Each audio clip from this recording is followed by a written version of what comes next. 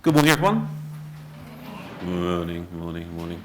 Right, welcome to the IPA. Welcome to the first Client Services Group Account Management Breakfast Session of the year. What a great acronym that doesn't make. For those who don't know me, my name is Simon Dodd. I'm the founder of the Digger Agency, and I sit on the Client Services Group, which you can probably tell. We're starting the season with an absolute cracker today. Obviously, we're here to talk about the Compare the Market campaign. Now, interestingly, in the briefing notes that the IPA gave me to talk about this, within the same paragraph, it was called Compare the Market campaign and Compare the Meerkat campaign. Now, is that a mistake? Was that deliberate? Or was that just clever advertising? I'm not quite sure yet. I'm sure we'll find out in a minute. Morning, everybody. Couple of quick introductions, actually. So I'm Mark, and that's Cliff there. Should be no confusion, us two. So I'm the client. I like the way we were kind of positioned in corners as if we're going to have a fight, actually. So I don't think we are, actually. I don't think that's the purpose of today as well. We actually don't talk a lot, sort of, and compare the market. So we kind of don't normally do this thing, and that will probably come over in sort of a little bit of kind of not a very experienced presentation. But the reason why we were really, really keen to do this today was to do with the fact that this is something that's kind of close to our heart. That we have a real passion for kind of how we work and how we kind of partner with agencies as well. So it's something that I kind of particularly really kind of wanted to talk about as well. And the reason for that is quite simple, because what we do is about kind of connect brands with customers. And I think by kind of the very facts and the nature of what we do, it's all about kind of connecting people as well. And that's kind of what motivates me and kind of drives me as well. I think the key thing around that is I've had both the most kind of inspiring moments of my career through working with agencies as a result of good working with agencies. I've also had probably my least inspiring moments of my career through that as well.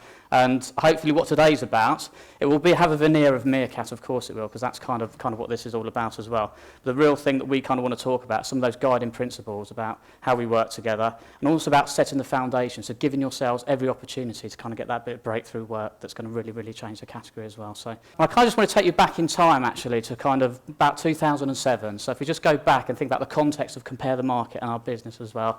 And I was probably slightly trimmer and had slightly less grey hair at that point as well. So if we all go back to that place, we can think about what we were. We were a start-up business at that point as well. So we came out of a group, but Compare the Market was very much a start-up. I think I was the fourth recruit.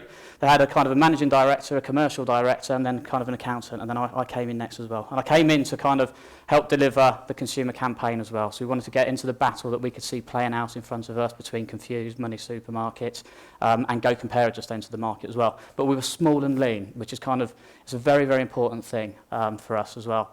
We also had massive ambitions. So we love setting plans and sort of strategies. We knew it's a marketing-led business, and we knew that from the outset as well. We talk very much now about moving from a marketing-led business to being kind of a genuine customer-led business as well. And we look at some of those kind of great brands that probably have slightly longer I guess, impact with consumers than us at the moment is where we want to head as well. But we knew we were a marketing-led business. And then finally, we definitely, well, actually, how it felt at that point in 2007 when we were trying to get people to kind of on board with us and work with us as well. There's a lot of people that kind of didn't want to, and the feedback was that, we weren't particularly the sexiest kind of client or the category really at that point as well. And that's fair enough as well. What we were looking for was people to buy into what we were doing as well. But certainly, when I kind of go back to the initial kind of views of kind of pulling together the pitch list of who we wanted as well, it's probably about 50% hit rate, people that wanted to talk to us and people that didn't as well. So we had to sell ourselves, and we acknowledged that as well, but we were looking for people that kind of got it as well. On first view, we probably weren't the sexiest client, but hopefully there's kind of an attitude that came through and people that bought into us hopefully kind of reap rewards as well, and we do that collectively. I guess all of this is just to kind of paint the context for me that it feels a bit strange that there is any other way of working other than partnering with your agencies as well. So it's kind of quite inherent with us, and sometimes I kind of just need a reminder that everybody doesn't kind of work like that as well. Our business model, so I almost wanted to call this slide, it was a necessity that we did this, because we kind of did have no choice. We didn't have right people, we had capability gaps, we didn't know everything as well, so we had a real need to make sure that this worked as well. So although we didn't have kind of the principles that we worked to at that point, we knew that we had to make this work, that our success would be how we kind of worked with agencies and how we collectively get the best as well. So when you're a small team, it kind of just becomes natural. All of this talk about, I view you kind of as an extension of the Compare the Market team. You have to do that. There was no kind of choice as well. So part of it was slightly forced by where we were, but it was a belief. It was a belief that we kind of had around that as well. The other point is we kind of had we didn't want massive overheads at that point. It's a horrible thing to say, but we didn't. So what we needed to do was make sure we were getting the best ideas from wherever we can as well. So the model worked superbly for us at the beginning as well. But really, all of that context is about, we probably didn't believe that there was another way to work other than making this work through our agencies. I'll probably get onto the agenda now. So this is what we're going to cover. So there's going to be kind of 4 points really and 4 principles. The 4 principles are about really sharing the principles, the beliefs actually. So this is more about sharing our beliefs. It's about sharing knowledge as well. So it's both those things that kind of underpin the business in a bigger way, but also those kind of important facts at a point in time as well, making sure there's a constant flow of information. It's about sharing approach. So this is about agreeing our approach and how do we align ourselves. And then it's also about just sharing that ambition. So, genuinely, there's a lot of talk about being kind of a challenger brand as well, and a lot of brands do talk about that as well. But it's kind of one thing to say it and one thing to really get it and kind of have that attitude and be prepared to do it as well. And we'll talk a little bit about that. So I think the first thing is kind of almost quite obvious in a way, but if both an agency and client start with shared principles, from there on in, it's so much easier. You find that actually from there, we actually provide a springboard for all the rest of the work, how you communicate without really needing to put down on paper what you want to do. It just feels absolutely smooth. And that was really key for us in terms of how we developed the campaign. So similar principles was absolutely vital, but equally, how as account handlers, for instance, in this case, you can actually communicate those. And I think what no client really wants is clones. They don't want an account handler clone. They want a good standard of account handling, but what they really require as well is the character of that individual to come through, and that's how you get that relationship and that bond. The other thing as well within VCCP Blue is that we have this one ethos that we say to all of our team, which is this: on every opportunity where you see the work that you're doing or any decisions as account handler, say this one thing: what would you do if it was your money? If it was your money, would you be doing these things? Would you actually be doing that? That's a lovely sense check, because up until that point, you've got all the knowledge you need, you're representing the agency, all the talent, with the planning talent, the creative talent, but that's actually quite important. And the other thing as well is, as Mark alluded to, there's ambition that both companies had to do great work. And I think we had a communication culture and ambition from that very start, which was aligned. We knew that we wanted to do some really great work and to get to that same point of effectiveness. And that actually proved to be a very successful formula. So moving on into the kind of next principle really, which is about shared knowledge as well. And I think it's nicely headed really about excellent work is derived from properly understanding the task. But this is about kind of truly understanding the task as well. And I kind of think that what we did with when we tried to with all of our agencies as well, but what we did in this particular instance is we really got behind the skin of kind of what the key challenge was as well. So it will kind of surprised nobody if we rewound to the original brief and said that as a client, what we kind of identified was kind of a name recall and a differentiation challenge as well. So probably some of the most used things that probably ever be seen in briefs as well about what we're trying to achieve. But it's actually about going to that deeper level and kind of really trying to understand what that was. So we did have a name recall issue, but as you'll see coming out, it was actually a big misattribution point as well, that somebody else, for all our advertising, somebody else was actually reaping the benefit as well. So just a kind of bland name recall takes you to kind of salience for salience sake's point perspective, and it's about really understanding what the task is within that as well, and going for that kind of deeper level of understanding. And simplistically, it's about a lot of time together, really challenging each other on what the key issues we're trying to address. Actually allowing yourself a bit of time for that process as well. There's a big issue, we've got to solve it. Nobody likes having kind of a gun pointed to their head and say, you've got it within this timescale as well. It's allowing ourselves time within the process to kind of have those conversations go away and then come back as well. And we try to do that in our kind of collective agency networks when we now kind of think about strategy and how we move that forward as well. So allowing ourselves the time to do that and actually planning for it is kind of a very good thing, because that's how the process works. And then we also had this point about a real feeling that we wanted them to feel that kind of our business was their business as well, and that comes through in all manners of way in terms of we wanted them to be as committed, and we can talk about remuneration models that we discuss and how we kind of align that as well. But a lot of that's just about a feeling of kind of ownership and kind of belonging, and actually seeing how we're supporting their kind of ideas and doing our best to make sure that all the stuff going at our end doesn't impact on what we're after, which is just great work and category challenging work as well. And then the final thing as well, and I would say this as well, but it's kind of very evident in terms of working with these guys and with many of our agencies. They all share the ambition, and we can see in it this kind of real approach to kind of make a difference and really break those category conventions as well. So I'm going to take you on a little journey as to, once you've been exposed to that, You don't instantly, not many people, obviously now everyone does as soon as they see a meerkat ad, they go straight online to check out the website. But back in those days, you would see this and then occasionally you think, actually, you know what, I need to compare things, I need to compare insurance. And then you would go onto the, website and this is what you'd see. So this is your next journey, okay? It's an unbranded journey. We just hope at this stage that you've kind of remembered what you're searching for. So this is the battleground, and it really is a bit of a lottery, but this is typically where people begin. And once you've actually typed in, which is one of the most popular search terms, 94 million responses there, to that, compare car insurance, up comes the following. Now, you probably remember those ads you've seen. You're more than likely going to go for one of the top ones, I would have thought. They all look exactly the same. You know what? They've all got the word compare in there as well, which is quite handy because you actually want to compare car insurance. But you're not actually wedded to any of those. You just want to, you know what, at this stage, I just want to have a little look at which ones are out there.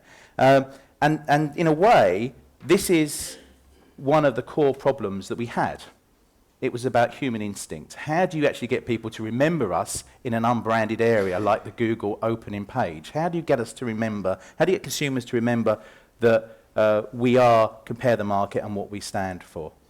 It is highly competitive, and what we felt was absolutely key, and Mark mentioned this, is to get to that approach of actually having a way of communicating where people remembered our name, but more than that, actually loved us as a brand. We felt that that emotional engagement was critical. We attended numerous research groups together, Mark, didn't we? We sort of sat there listening to, must have been almost hundreds of research groups, late into the night, hearing basically the same things coming through. But that time was actually time well spent, because there was an awful lot of comments that came through, wasn't there? Yeah, that's quite a lot that kind of sticks in the memory, but most of them were kind of around, kind of they're all the same. Nobody kind of offers anything different at all. The amount of time we spent in research as well, it's coming sort of loud and clear as well, but you almost have to hear it kind of repeatedly to make sure that you really are getting what the issue is. So people could remember compare. That wasn't a problem at all. Getting them to remember such a long URL as compare the market, and actually remember market was the real challenge for us. No one could remember it. To Mark's point, we had a situation where someone said, yeah, I go on to go compare. Yeah, I've been on compare.com. Oh, I love those guys, compare the market. They're using 3 different URLs in a space of a conversation, which is quite extraordinary, and you wouldn't find in any other category. So the task was remember market. And this presented actually an interesting challenge for us because you're in a low interest category. It's not something you wake up in the morning and go, do you know what? I'm going to go and compare some car insurance. That's what I'm going to do. So there's no real fun about this. And that really was I guess, the secret for us, is let's put some real emotional engagement into that. So we agreed that what we needed to do was land market and actually using a visual mnemonic to do that, to achieve that. And enter the meerkat. There it is, Aleksandr Orlov. And we thought, great.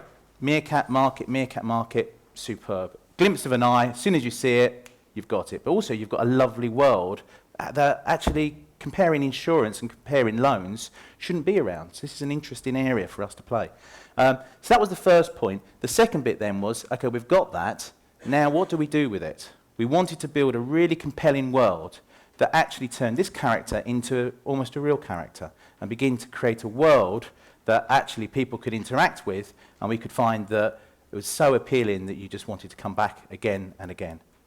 And I'm going to show you our first ad. I am Aleksandr, founder of CompareTheMeerkat.com, where we compare meerkats. Size, hobbies, you know. But lately we get many people looking for car insurance. People looking for CompareTheMarket.com. I cannot find you cheap car insurance. For compare meerkats, come to CompareTheMeerkat.com. For easy way to save on car insurance, please go to CompareTheMarket.com. Simples.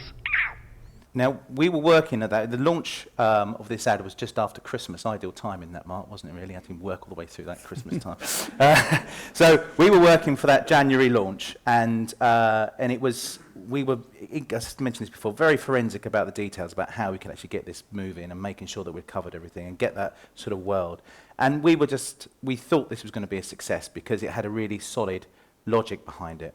If you could remember meerkat, you could remember market, and there was all sorts of lovely URL issues there that actually helped us in terms of providing traffic to our site. But what we also wanted to do was because of that ambition of great work, is to really get it talked about. And that was a task that our client had made. Mark said, make it famous. We want this to be a famous brand. So one thing that we wanted to really unlock was social media. And it was a place that, in the category of comparison, no one had really been able to unlock in the way that we wanted to unlock it. We wanted people to engage with us on a very different way, to actually make sure that the TV film enabled, if you like, a longer journey. And I'm just going to show you, with applying that sort of methodology, about that 12-month campaign, about that dialogue, about sharing all of those ambitions, you end up with something like this, which is a snapshot of the first, I think it is the first 3 months. And all of that is user-generated content. None of that has been produced by ourselves. And that's the first 3 months of the campaign, where what we saw was people were actually actively in dialogue with Aleksandr. They were using the assets we were giving them rather, and actually playing with that. And I know this is something that we all probably have come across. Bravery in a client in terms of being able to open up social media, particularly if you're in a category that hasn't used it, is huge, because you can't shut the door again. You know, it's not something you can just say, oh, can I have all those assets back again, please? Once it's out there, it's gone. And I think what we were trying to do is just allow enough freedom for people to enjoy our brand and enjoy the conversations we were having, but equally being able to ensure that we're having the right conversations with people. I think that is absolutely critical. And that allowed us to accumulate an awful lot of friends and fans. And we did actually turn those customers into fans. And with that, we then made sure that each fan had access to material like this. And if I think now about back in those days when you saw those ads, that we would produce something like this that was only available online to fans, I think all of us would be amazed.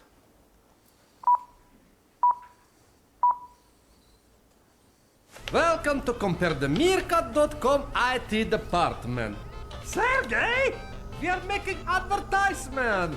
Try to be professional. Okay, Sergey, in this shot, we are having a look at you doing some work. You are working hard and you are feeling the stress and you have not been home for many days. It is a high pressure situation.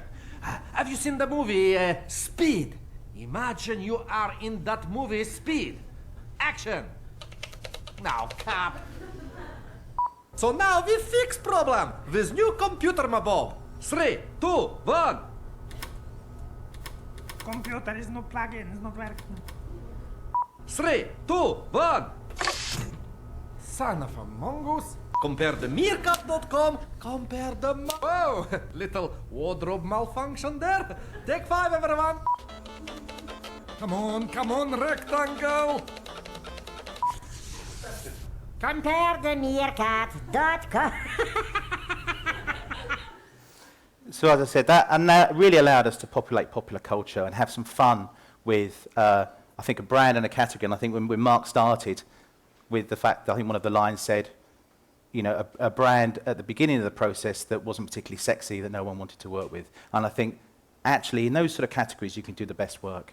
And I think this is obviously testament that's been able to be the case. And so, yeah, it's kind of successful partnerships produce good work, but within them requires bravery to break with conventions and create outstanding work. Now, we had a lot of conversation about this, and particularly about the bravery point as well. So it kind of seemed it was the right thing to do. It seemed sense, but to actually kind of make that commitment, I'd say, yeah, there was kind of an element of bravery to doing that as well. But it's more about, I think it was commitment was the word that we actually kind of preferred. That there was kind of collective commitment within the agency, within the client, and within our kind of other agencies we were working with to actually go for it as well. One thing we haven't mentioned today is how I've never worked so closely with a production company in all my life as well, which was just fantastic stuff, and we had to get them on board as well. Or how we work closely with our kind of media agencies as well. So all of this thing is about getting a collective commitment and goodwill to do it. So when it came to that kind of moment, when it did have to go up the line, there was just complete commitment from our side as well. So I think it was a relatively smooth process, not in terms of executing all of it, but a smooth process in terms of just deciding this is right, because we had done all of that great groundwork together as well. So really kind of the message really is, we talked about kind of 4 principles that we've kind of adopted and hopefully brought to life a little bit of that as well, but very much do not underestimate the role that, providing the groundwork and, all of that kind of stuff in terms of the relationship bit is absolutely what we see as kind of the key driver to getting that great creative work as well. So there has to be that kind of creative inspiration and creative spark as well. But you've got to give yourself every chance of being successful to get to that as well. And, without kind of going to mathematical equations as well, I just think that, we're giving ourselves more chance by applying these kind of principles as well. So that's kind of really what we've got to say. Ian Dorian at DDB. You mentioned you had some bad experiences with agencies, so what would you say to a marketing director who doesn't believe in partnership? Yeah. Well, what is the alternative? Is it kind of a supplier relationship? Is that kind of how it is? One of the challenges that we've got actually is that as we've kind of grown as a business and as we kind of try to develop the business, the number of agencies that we kind of work with has grown. And that's provided some interesting challenges actually, because it means that the kind of agencies are touching on different parts of the business who won't necessarily have that kind of same approach to kind of managing and sort of working with partners as well. And so that's a real challenge. So what we're trying to do is embed that across the whole of the business as well. And it's important because if you're kind of in the digital domain now, you're going to have a lot of people starting to touch kind of IT or commercial function, other stuff like that. And that's challenging as well. And it's through no other reason that, how they kind of work with people is very, very different to kind of how we operate as well. So we are thinking about how we do that across the board within our business. And I guess my advice for kind of other marketing directors, I struggle with this question because I kind of don't see another way. I don't, and it may be a bit myopic. The only other way is a kind of almost like a teacher kind of child relationship. I'm not really sure where that goes as well. Now, one of the things to be able to do that is to actually not be vested in your own ideas as well. So these guys are probably quite lucky in that I never have a good idea myself as well. So it's kind of, roles and responsibilities are very clearly delineated as well. But often what I see when people start working with kind of agents, it's their idea that they kind of want it and can't let go of as well. And I think that's when kind of a lot of kind of marketing functions get it wrong, really. It's kind of understanding and not being precious about the stuff that you believe to be right, and actually realise why you're kind of working with these guys and why you kind of appointed them in the first place. Sounds very basic stuff, but yeah, I see no other way than working in kind of partnership, really. So. Hi, Abby from Nexus H. You said at the outset that there were some uninspiring moments with agencies. What are the traps to avoid for account handlers? I think we touched on kind of many. Actually, I'd kind of reiterate that point that you kind of have to have belief in what you're talking to us about, and actually, if you don't, I'd far rather you say, look, this is where we are at the moment. I'm kind of not sure that it's working, rather than kind of blindly plough on, thinking that you're kind of delivering what the client wants as well. The other thing is we get it wrong a lot. So don't be afraid to challenge, and that's kind of what we want. I think that's the worst possible thing, is to kind of think, to come back at that point where you kind of just been told that actually we're going to have to pitch this account, which you're only a lunatic if you kind of like enter into that process and that conversation. So you'd never do it lightly as well. But you kind of get to that point, as that lovely moment where you kind of get played back. But I thought that's what you wanted. I kind of don't get it. So that's kind of the trap not to fall in, and that comes through kind of challenging and making sure you've got those kind of communication lines properly open as well, and generally hearing the same stuff together. So yeah, they sound like words, but generally hearing that stuff and being in those groups together will kind of make sure you get to the right place as well. Yeah, but the most uninspiring moments are kind of when you get that played back to you. I thought that's what you wanted, and conversely, I kind of say substandard work is definitely not what we wanted as well. So which is very, very harsh. So sorry for that, but that is it. That's a trap to fall not to fall into from my perspective as well. So. Yeah, and just to add to that, that's exactly the point I made earlier in terms of when the idea of Meerkat came up. We need it to be bigger and bigger and bigger, and keep going and make it absolutely the best it can be. And I think that's why we always challenge those things. I think that's really vital.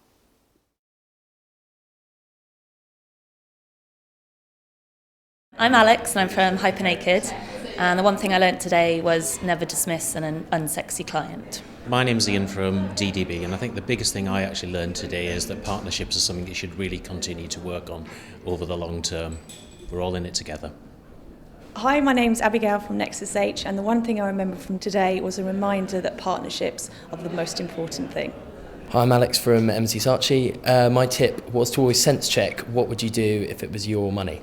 Hi, I'm Kate Waite-Walker, International Communications for VCCP. My tip today is the importance of a client-agency relationship is paramount. The bravery and the frankness of the two today showed how important that is.